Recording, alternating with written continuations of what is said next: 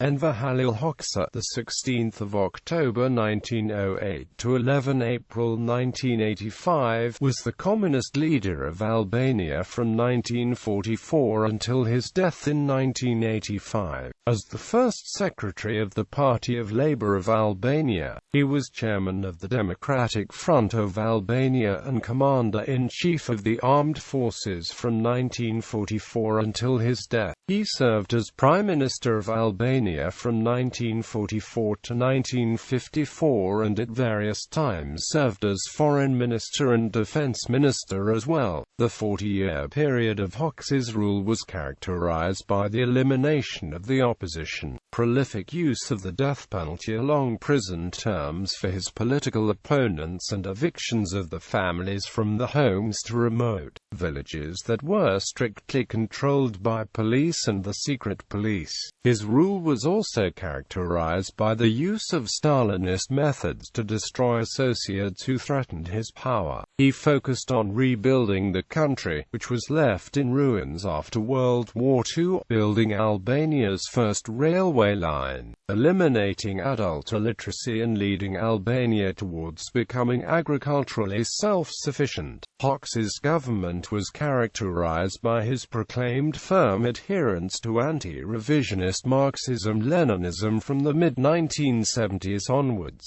After his break with Maoism in the 1976–78 period, numerous Maoist parties declared themselves Hoxhaist. The International Conference of Marxist-Leninist Parties and Organizations is the best-known association of these parties today.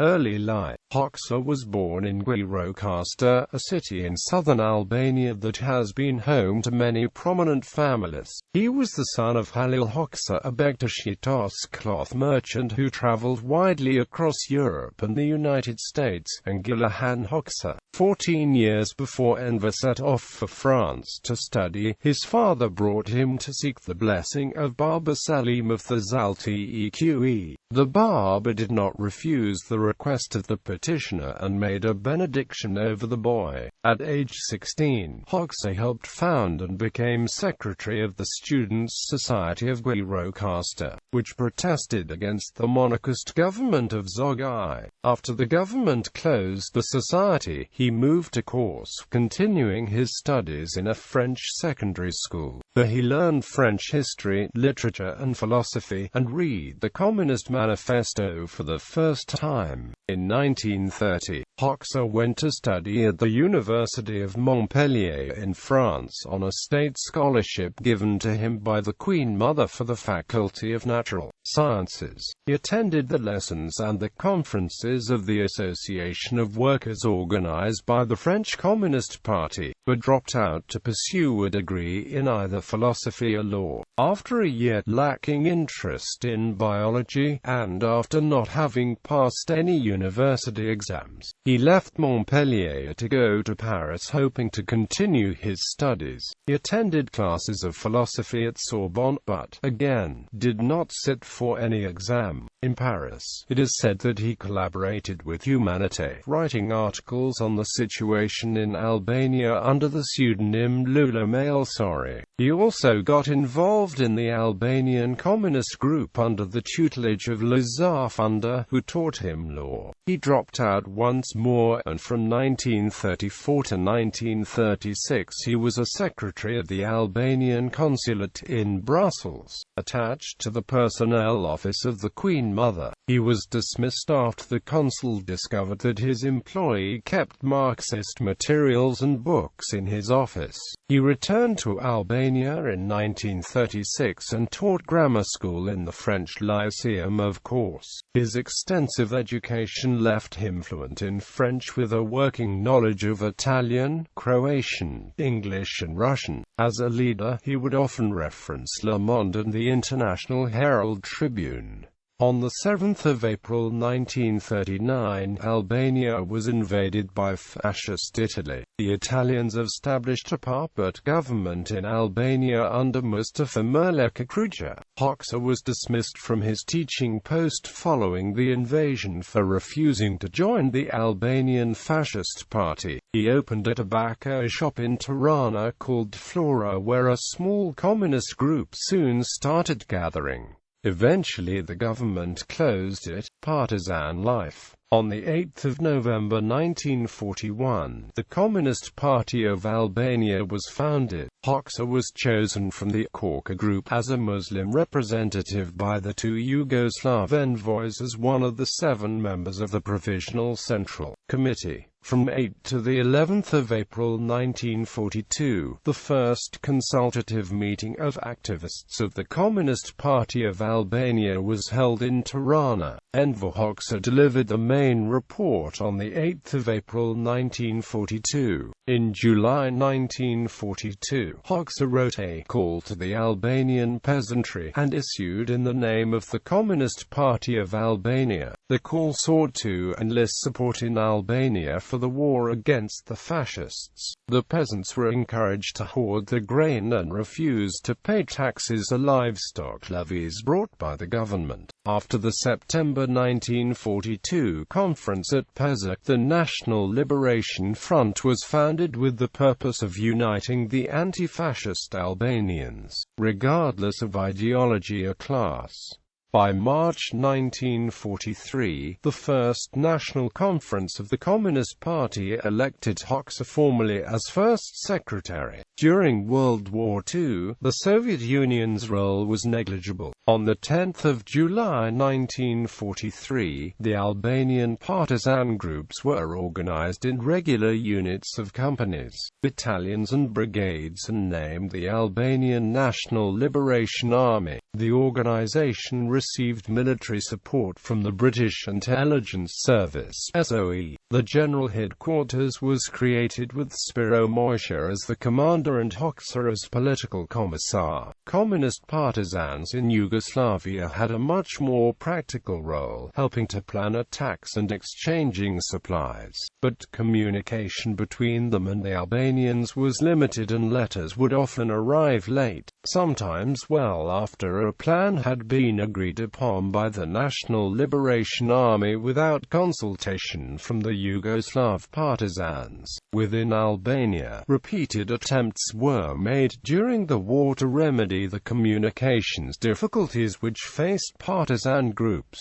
In August 1943, a secret meeting was held in Muku between the anti-communist Bali Kombëtar and the Communist Party of Albania. The result of this was an agreement to unite in a single struggle against the fascist invader, cease all attacks between the two parties, signing the agreement, form a joint operational staff to coordinate military actions within Albania, recognize that the democratically elected National Liberations Councils of the state power in Albania, recognize that the goal for the post-war era is an independent, democratic Albania where the people themselves will decide the form of government, recognize and respect the Atlantic Charter, the London and Washington treaties between the USSR, Great Britain and the United States in connection with the question of Kosovo and Camarilla. Be it resolved that the populations of Kosovo and Camarilla will themselves decide the future in accordance with the wishes, unite with any political group, whatever the beliefs, in a common military effort against the fascist invaders. However, the Communist Party of Albania will not collaborate with any group of the National Front that continues to maintain contacts with the fascist invaders. The Communist Party of Albania will unite with any group that used to have contacts with the fascist invaders, but has now terminated those contacts and is willing to now fight against the fascist invaders, provided those groups have not committed any crimes against the people. To encourage the Bali Kombëtar to sign, the Greater Albania sections that included Kosovo and Camarilla were made part of the agreement. Disagreement with Yugoslav Communists. A problem developed when the Yugoslav Communists disagreed with the goal of a Greater Albania and asked the Communists in Albania to withdraw their agreement. According to Hoxha, Josip Broz Tito had agreed that Kosovo was Albanian, but that Serbian opposition made transfer an unwise option. After the Albanian Communists repudiated the Greater Albania Agreement, the Balli Kombëtar condemned the Communists, who in turn accused the Balli Kombëtar of siding with the Italians. The Balli Kombëtar, however, lacked support from the people. After judging the Communists as an immediate threat, the Balli Kombëtar sided with the Germans, fatally damaging its image among those fighting the fascists. The Communists quickly added to the ranks many of those disillusioned with the Balli Kombëtar and took center stage in the fight for liberation. The Permith National Congress held during that time called for a new democratic Albania for the people. Quote, although the monarchy was not formally abolished, King Zog was barred from returning to the country, which further increased the communists' control. The Anti-Fascist Committee for National Liberation was founded, chaired by Hoxha. On the 22nd of October, the committee became the Democratic Government of Albania after a meeting in Berat, and Hoxha was chosen as interim prime minister. Tribunals were set up to try alleged war criminals who were designated enemies of the people and were presided over by Koçi. After liberation on the 29th of November 1944, several Albanian partisan divisions crossed the border into German-occupied Yugoslavia, where they fought alongside Tito's partisans and the Soviet Red Army in a joint campaign which succeeded in driving out the last pockets of German resistance.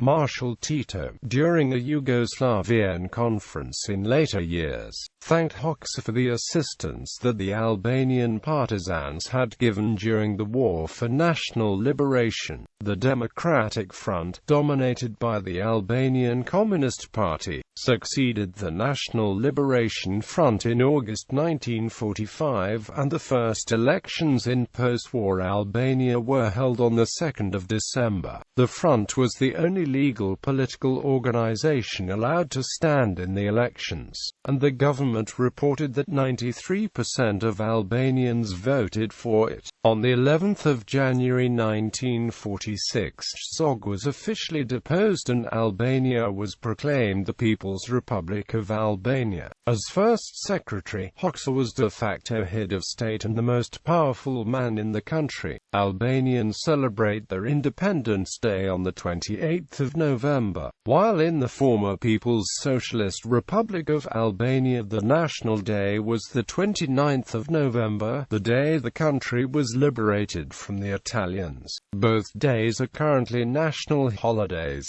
Early leadership.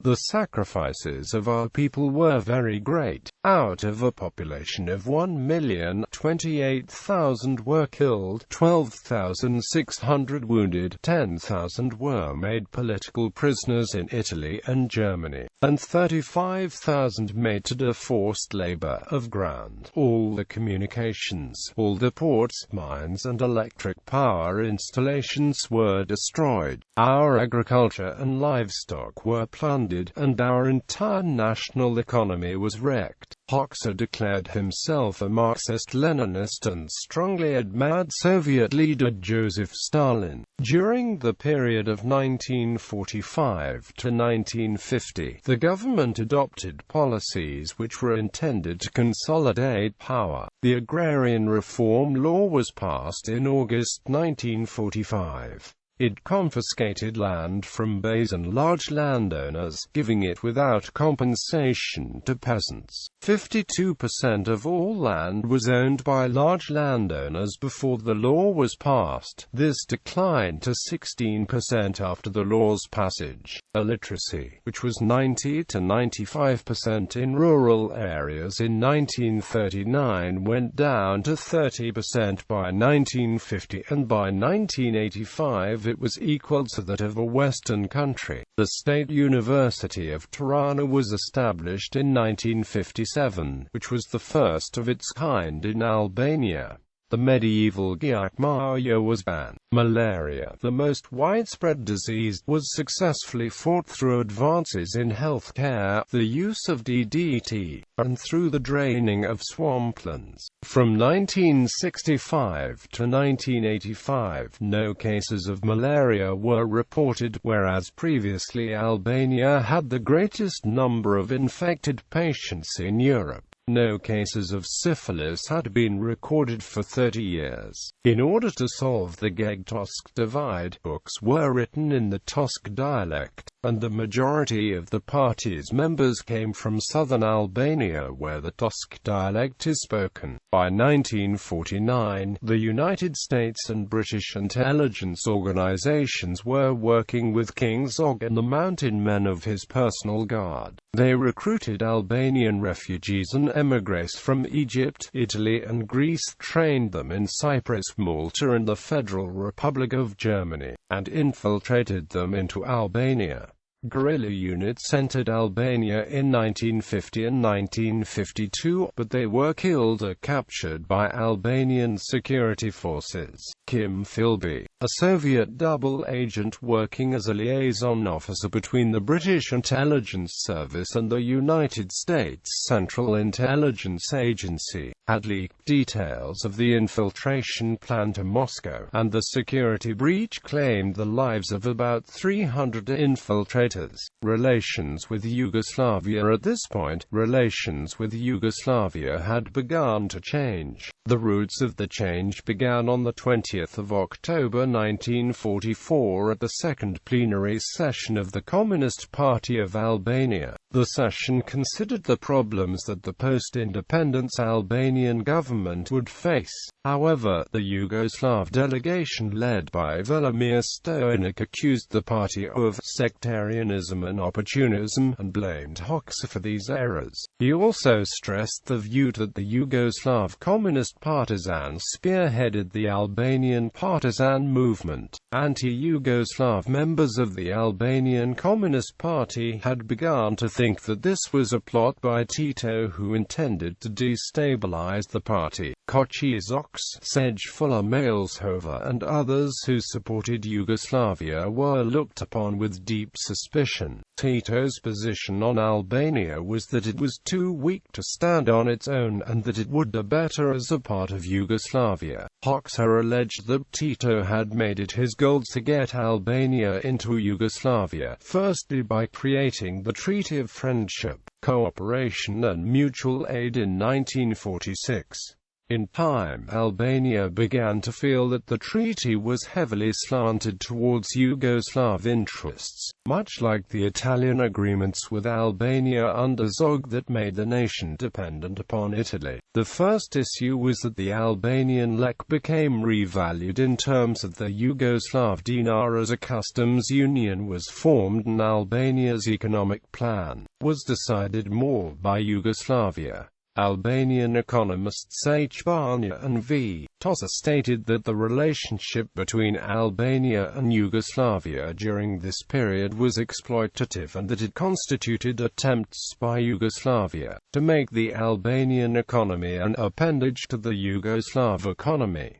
Hoxha then began to accuse Yugoslavia of misconduct. We were expected to produce for the Yugoslavs all the raw materials which they needed. These raw materials were to be exported to the metropolitan Yugoslavia to be processed there in Yugoslav factories. The same applied to the production of cotton and other industrial crops, as well as oil, bitumen, asphalt, chrome, etc. Yugoslavia would supply its colony, Albania, with exorbitantly priced consumer goods, including even items such as needles and thread, and would provide us with petrol and oil, as well as glass for the lamps in which we burn the fuel extracted from our subsoil, processed in Yugoslavia and sold to us at high prices. The aim of the Yugoslavs was, therefore, to prevent our country from developing either its industry or its working class, and to make it forever dependent on Yugoslavia. Joseph Stalin advised Hoxha that Yugoslavia was attempting to annex Albania. "We did not know that the Yugoslavs, under the pretext of defending your country against an attack from the Greek fascists, wanted to bring units of their army into the PRA.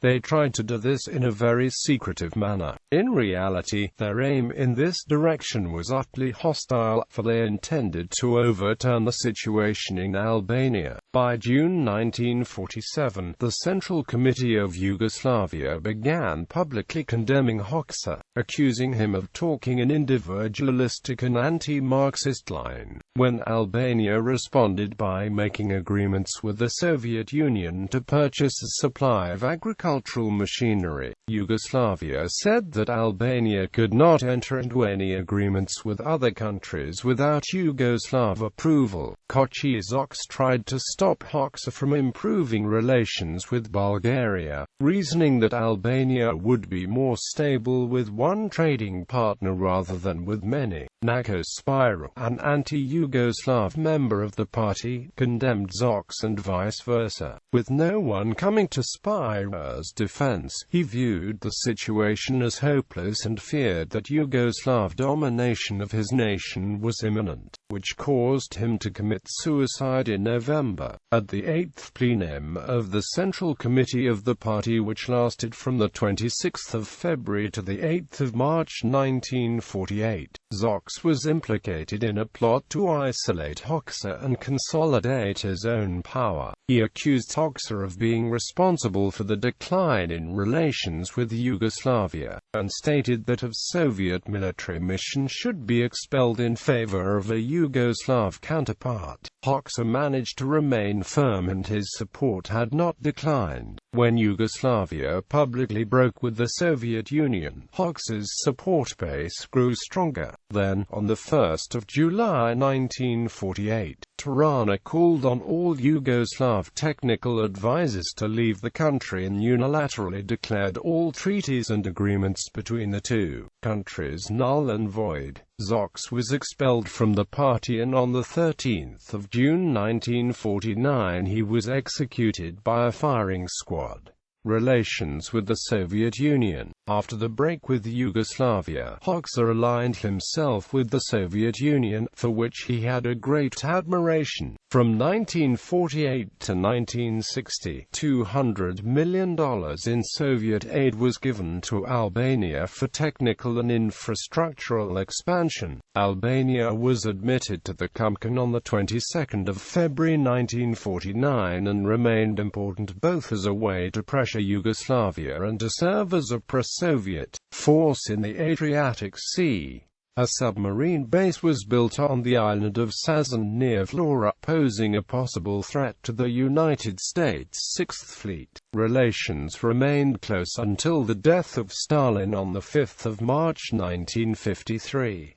His death was met with 14 days of national mourning in Albania, more than in the Soviet Union. Hoxha assembled the entire population in the capital's largest square featuring a statue of Stalin, requested that they kneel, and made them take a 2,000-word oath of eternal fidelity and gratitude to their beloved father and great liberator, to whom the people owed everything. Under Nikita Khrushchev, Stalin's successor, aid was reduced and Albania was encouraged to adopt Khrushchev's specialization policy. Under this policy, Albania would develop its agricultural output in order to supply the Soviet Union and other Warsaw Pact nations, while these nations would be developing specific resource outputs of their own, which would in theory strengthen the Warsaw Pact by greatly reducing the lack of certain resources that many of the nations faced. However, this also meant that Albanian industrial development, which was stressed heavily by Hoxha, would have to be significantly reduced. For the 16th of May to the 17th of June 1955, Nikolai Bulganin and Anastas Mikoyan visited Yugoslavia and Khrushchev renounced the expulsion of Yugoslavia from the Communist bloc. Khrushchev also began making references to Palmiro Togliatti's polycentrism theory.